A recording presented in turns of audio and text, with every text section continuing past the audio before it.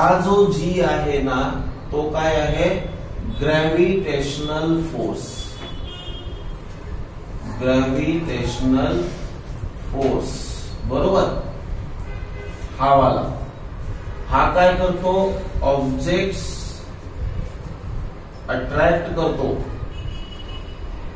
अर्थच्या surface कडे. तर हा तर जी फक्त अर्थच नाही तर युनिव्हर्सल आहे, कुठल्याही ऑब्जेक्टला यूज करतो. याची व्हॅल्यू काय आहे, 6.67 into 10⁻⁻11 newton metre square per KG square. हा युनिव्हर्सल ग्रॅव्हिटेशनल कॉन्स्टंट आहे. आणि ही प्रॉपर्टी काय येते कुठल्याही ऑब्जेक्ट मध्ये, बाय व्हर्च्यू ऑफ म्हणजे due to, by virtue of म्हणजे due to, by virtue of mass.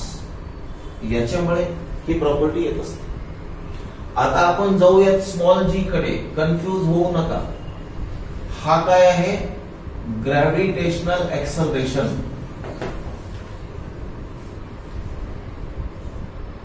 Acceleration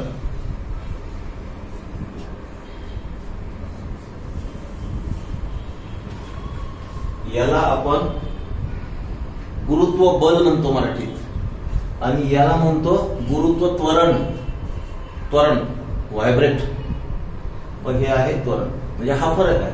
small G means gravitational acceleration. मग आता ही ग्रॅव्हिटेशनल एक्सलरेशन काय आहे, this is a rate of change of velocity.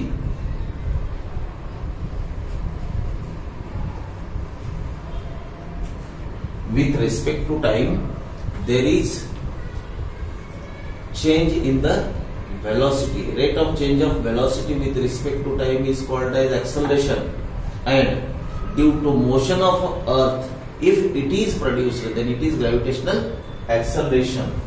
मग आता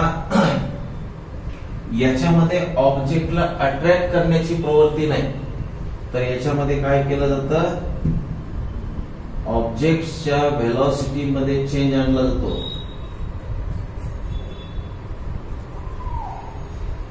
मग कधी इन्क्रीज केली जाईल, कधी डिक्रीज केली जाईल. कशामुळे, एक्सलरेशनमुळे. मग तुम्हाला एक्झाम्पल सांगतो. तुम्ही फ्युएल सप्लाय वाढवला, एक्सेलेटर केबल वाढवल्यानंतर स्पीड वाढते, आणि ब्रेक अप्लाय केल्यानंतर स्पीड कमी होते. म्हणजे एक्सलरेशन पॉझिटिव्ह डायरेक्शन मध्ये दिला स्पीड वाढेल, एक्सलरेशन निगेटिव्ह डायरेक्शन मध्ये एक्सेलेटर कमी केलं स्पीड कमी होते. मग आता इथे ऑब्जेक्टची व्हेलॉसिटी जी आहे ती चेंज होते.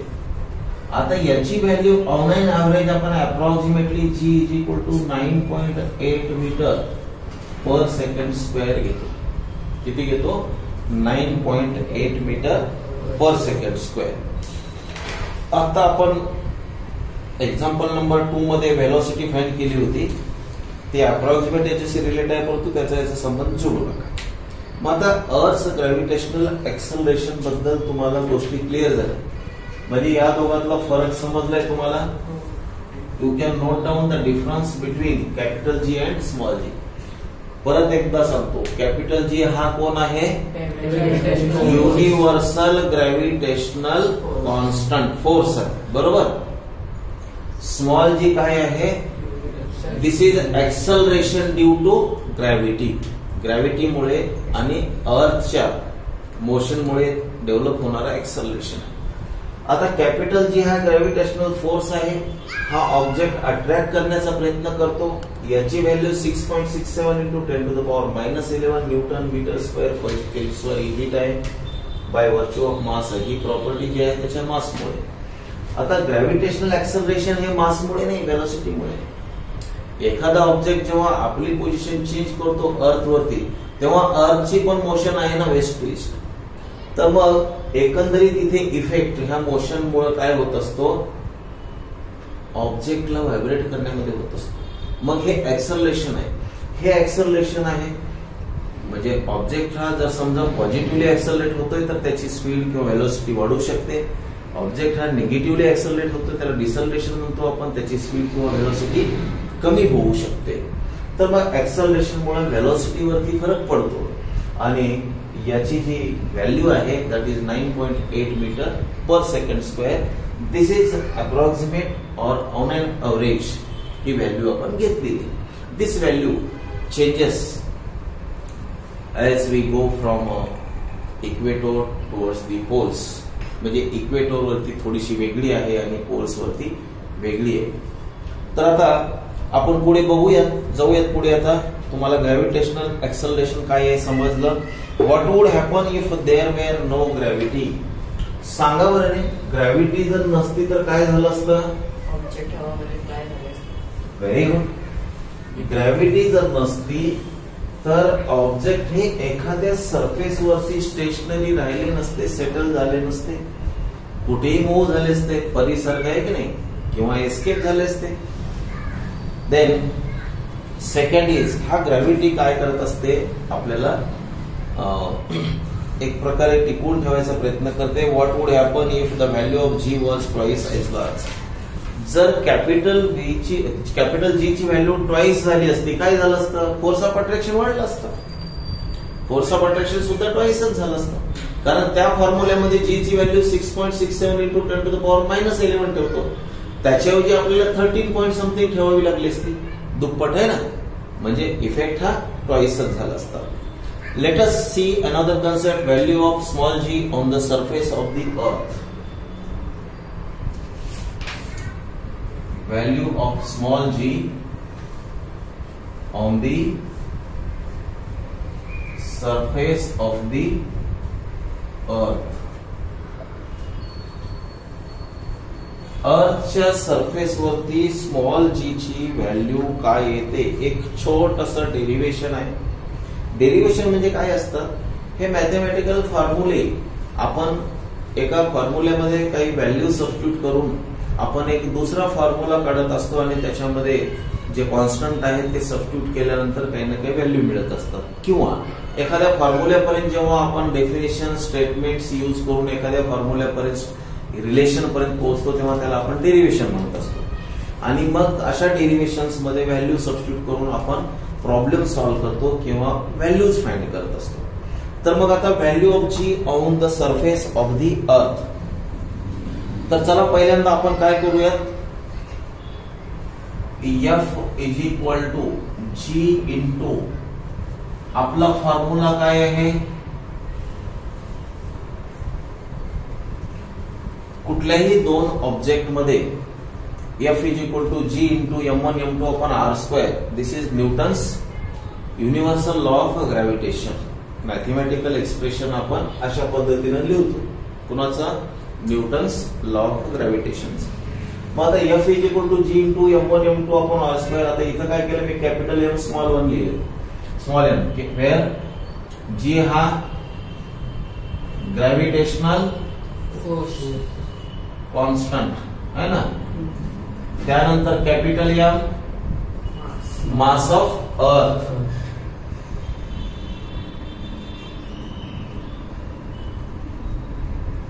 Small m mass of object,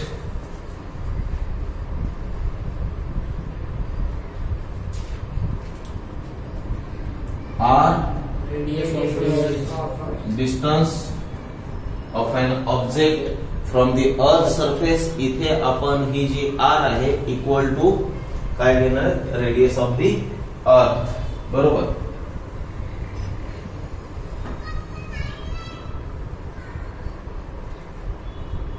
अशा पद्धतीने घेऊयात. आता बुक मध्ये स्मॉल आर कॅपिटल आर असं यूज केलंय, कुठलाही यूज करून काही फरक पडणार नाही. मग आता हे न्यूटन्स लॉ ऑफ ग्रॅव्हिटेशन ची स्टेटमेंट आहे, मॅथमॅटिकल रिलेशन आहे. काय आहे, F is equal to G into capital M small m upon r². बर, तुम्ही जो 8th 9th 10th मध्ये फोर्सचा फॉर्म्युला स्टडी केलाय तो काय असतो, force is equal to mass into acceleration है ना. Force is equal to mass into acceleration म्हणजे product of mass and acceleration. एखाद्या ऑब्जेक्टचं एक्सेलरेशन किती होतं त्याचा मासचा प्रॉडक्ट घेतला तर फोर्स येत असतो. Let us write that formula also, mass into acceleration. आता अर्थवरती एक्सेलरेशन आपण कोणतं घेतो, gravitational acceleration, where g is gravitational acceleration.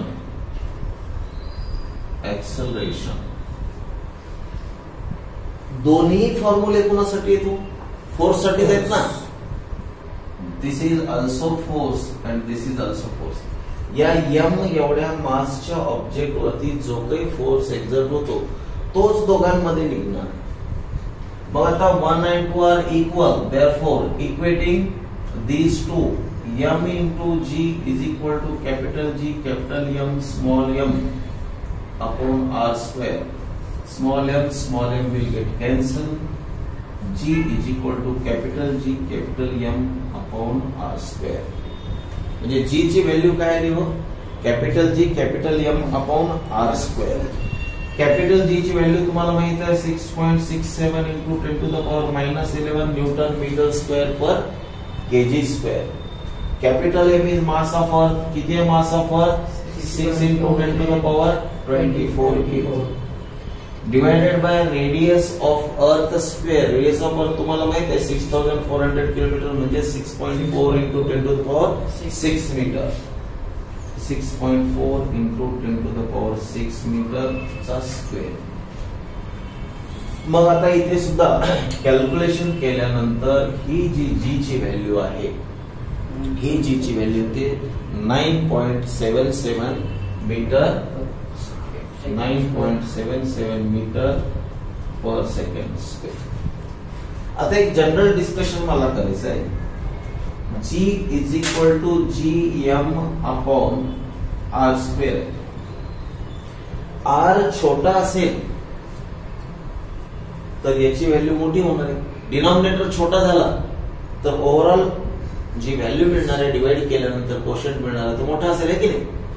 म्हणजे थोडक्यात असं एक मला म्हणायचं आहे, इफ हे जी चं रिलेशन आहे GM अपॉन याचा स्क्वेअर, फॉर एक्झाम्पल याचा स्क्वेअर 9 आला म्हणजे रेडियस 3 असेल, आणि जर समजा हे 10 असेल, हे G1 आहे हे G2 आहे, GM अपॉन 10, ग्रेटर व्हॅल्यू कोणती असेल?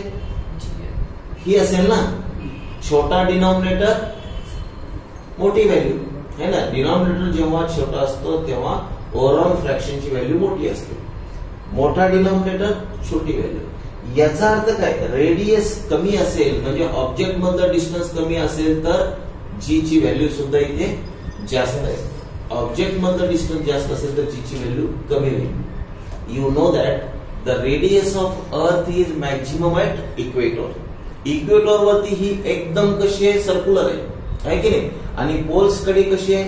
It is tapering as well as थोडीशी ती दबलेली, प्रेस्ड आहे, कॉम्प्रेस्ड आहे, चपटी आहे की.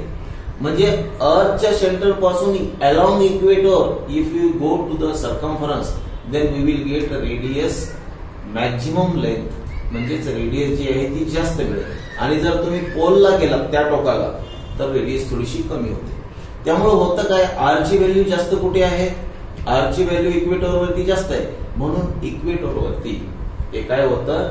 याची व्हॅल्यू जी ची व्हॅल्यू थोडीशी कमी होते आणि पोल्स कडे ही व्हॅल्यू थोडीशी जास्त झालेली असते.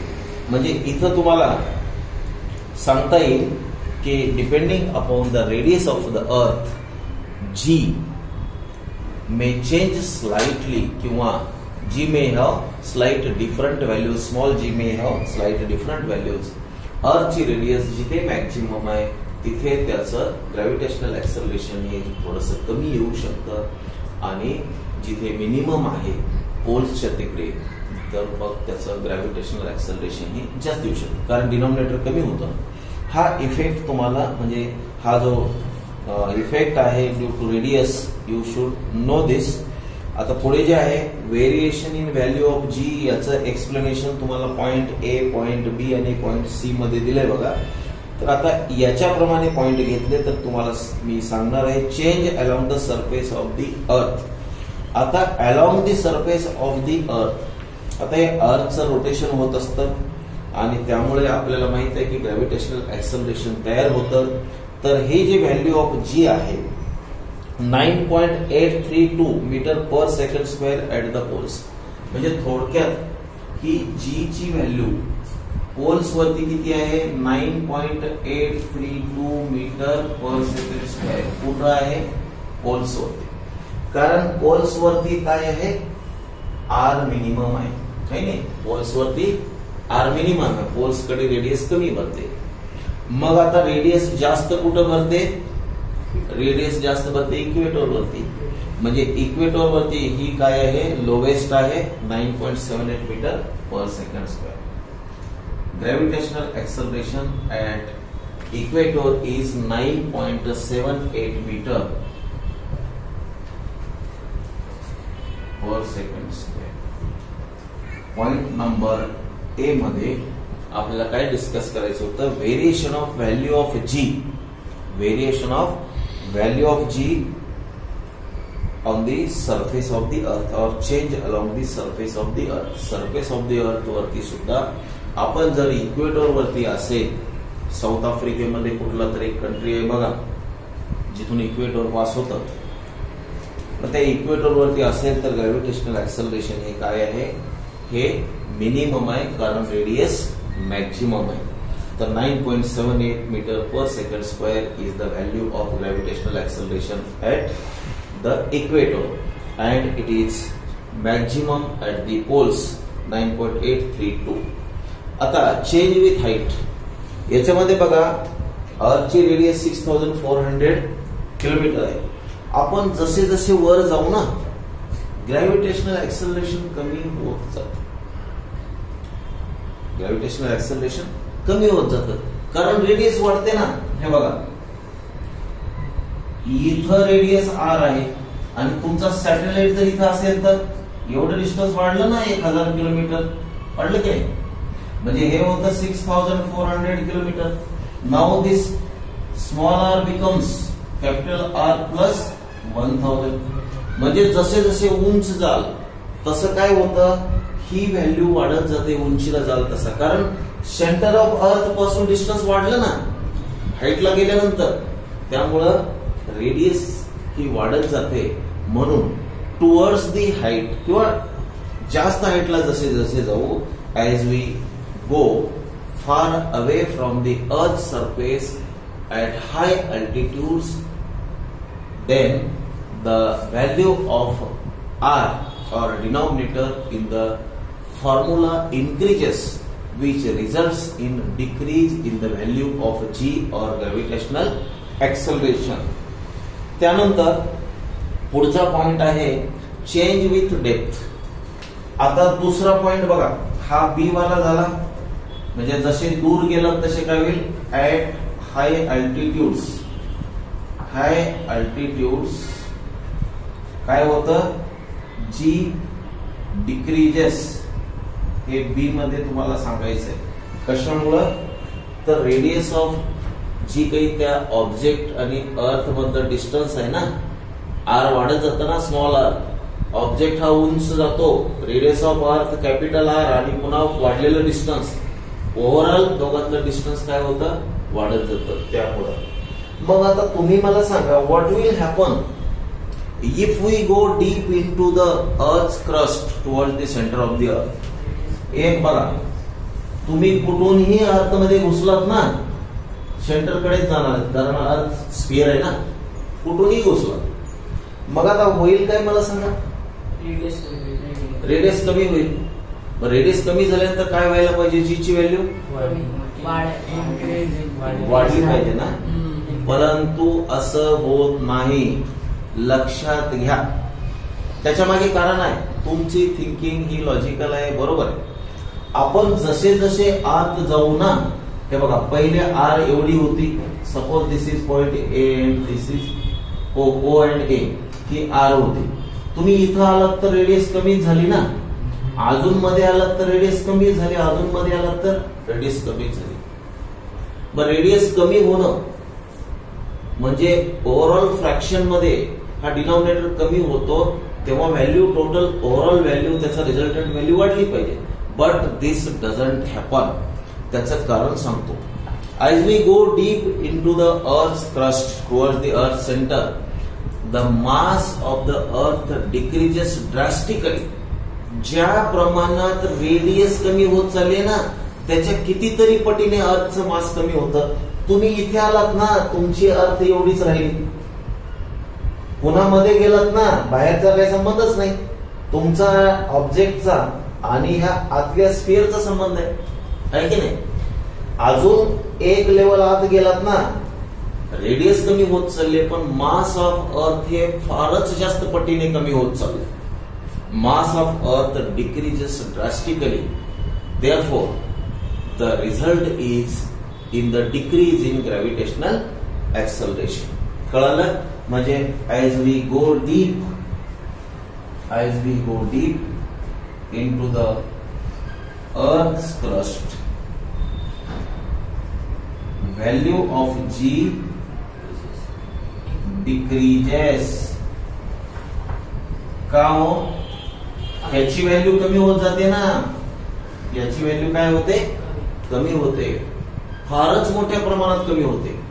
त्यामुळे रेडियस कमी होऊन सुद्धा कोशंट जो आहे या डिव्हिजनचा तो कमीच होतो. म्हणजे 9.8 पेक्षा कमीच येत जातो. तर या व्हॅल्यू ऑफ जी बद्दल आपण काय काय बघितलं की व्हेरिएशन इन जी मध्ये आपण अराउंड द सरफेस विचार केला. जर अर्थच्या सरफेसवरचा विचार केला तर इक्वेटर वरती हे मिनिमम आहे आणि पोल्स वरती मॅक्झिमम आहे. कारण पोल पर्यंत रेडियस कमी होत जाते, इक्वेटर वरती रेडियस जास्त आहे. हे झालं सरफेस वरचं.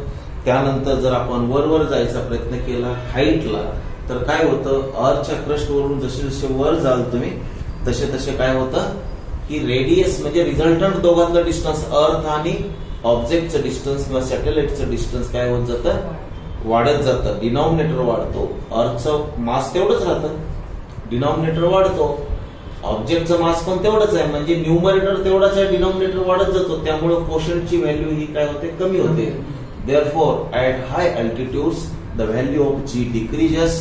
At low altitudes, here, due to drastical decrease in mass of the Earth, although there is decrease in radius, the value of G decreases. म्हणजे डेप्थला सुद्धा डिक्रीज होते, हाईटला सुद्धा डिक्रीज होते. सरफेस वरती इक्वेटरला कमी आहे, पोल्स वरती जास्त आहे. Tomorrow we will study the concept